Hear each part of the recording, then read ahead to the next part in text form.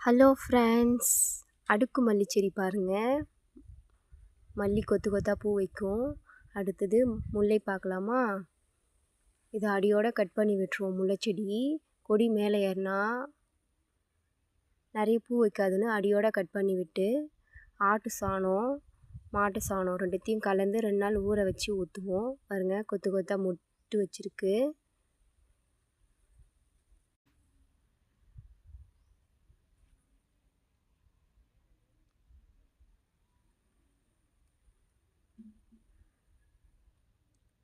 ஜாதி மல்லி செடி பாருங்கள். இதுக்கும் ஆட்டு சாணம் மாட்டு சாணம் ஒரு 2 நாள் ஊற வச்சு மண்ணெல்லாம் கிளறி விட்டு ஊற்றிட்டு கட் பண்ணிவிட்டு அதுக்கப்புறம் ஊற்றணும். அப்போ தான் தண்ணி நல்லா ஊறுச்சுனா தான் அந்த இதில் வேரில் கலந்து செடி நல்லா வளரும், பூ வைக்கும். பாருங்கள், மொட்டுலாம் பாருங்கள். எப்படியா இருந்தாலும் 1.5 முழத்துக்காவது பூ எடுத்துருவோம். குண்டு மல்லி செடி பார்க்கலாம். ஒருத்தது குண்டு மல்லி செடியை அடியோடு கட் பண்ணி விட்டுருவோம். தரையிலேயே பாருங்கள், கொஞ்சம் துளுத்து மொட்டு வச்சுக்குது.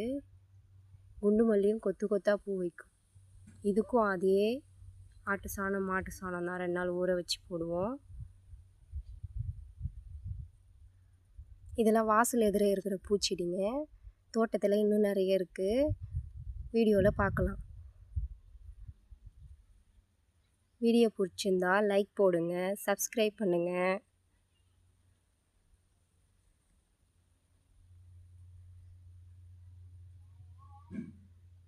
Thank you for watching. Bye.